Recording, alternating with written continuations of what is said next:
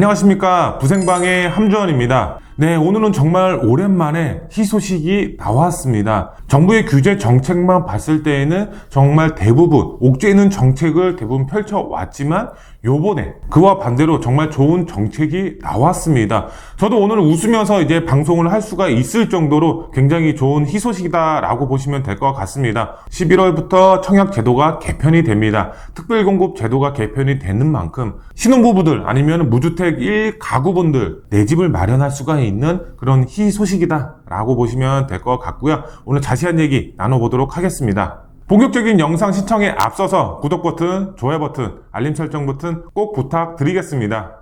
네, 그러면은 변경이 되는 내용을 한번 짚어보도록 하겠습니다. 우리가 청약이라고 하면은 그전까지는 가점제였죠. 하지만 지금은 추첨제로 바뀌었습니다. 특별공급 안에서 추첨제로 바뀌었기 때문에 가점이 낮다라고 하더라도 얼마든지 추첨이 되면은 내 집을 마련할 수가 있다라고 보시면 될 것 같은데요. 우선 어떻게 개편이 됐는지 한번 보도록 하면은요. 민간 분양 신혼부부 생애 최초 특별공급 운영 방식 변경 내용이 나와 있습니다. 여기에 봤을 때 이제 신혼부부 특별공급란인데요. 그전까지는 우선 공급 70%, 일반 공급 30%, 여기 외벌이, 맞벌이, 소득 기준이 맞춰져야 했었습니다. 근데 여기서 봤을 때 이제 바뀐 내용 자체를 봤을 때는 우선 공급이 50%, 일반 공급이 20%, 여기 추첨대로 30%가 들어가죠. 이게 특별 공급이다라고 보시면 될 것 같은데요. 그 전까지는 이렇게 소득 기준을 맞춰야 했었습니다. 하지만 여기 보시죠.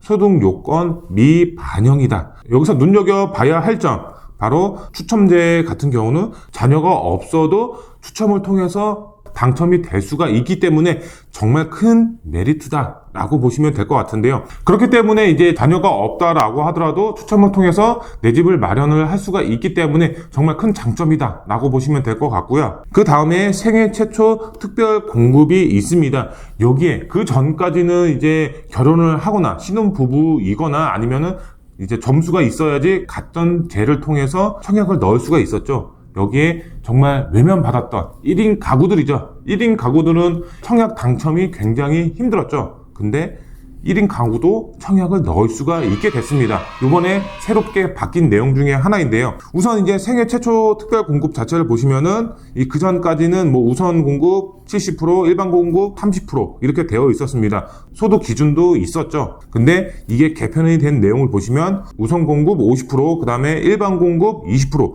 여기에 추첨 30%가 들어갑니다. 우선과 일반 같은 경우는 이제 그 소득 요건을 마련을 해야 되지만 이제 추첨되죠. 소득 요건 자체가 미반영이 됩니다. 여기에 또 나와 있죠. 1인 가구도 청약을 넣을 수가 있기 때문에 추첨제로 통해서 얼마든지 당첨이 될 수가 있습니다. 정말 큰 메리트라고 할 수가 있겠습니다. 여기서 정말 중요한 점이 한 가지가 있습니다. 1인 가구의 경우는 이제 소득 자체가 1억 1천만 원이 넘어간다. 부동산 자산 가치가 3억 3천만 원이 넘어가면은 추첨을 할 수가 없습니다. 그렇기 때문에 소득 요건 1억 1천만 원이 넘는지 부동산 자산이 3억 3천만 원이 넘어가는지 이것도 한번 짚어보시고 청약을 넣으셔야 된다. 이렇게 보시면 될 것 같고요. 근데 1인 가구의 경우는 유념해야 될 점이 한 가지가 있습니다. 바로 60제곱미터 이하만 신청이 가능합니다. 60제곱미터라고 해서 이제 작은 평수는 아닙니다. 25평 정도 되기 때문에 신혼부부들은 좀 더 넓은 평수로 가고 1인 가구들은 조금 더 낮은 평수로 가라. 그래서 이렇게 어느 정도 차별을 두지 않았나 이렇게 생각이 되고 있습니다.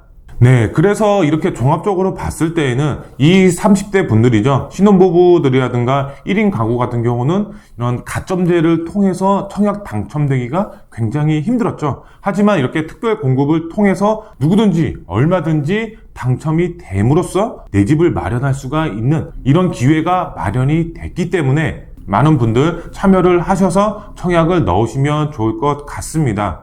하지만 반대로 우려의 목소리도 나오고 있습니다. 바로 어떤 점이냐? 바로 4050 세대들이죠.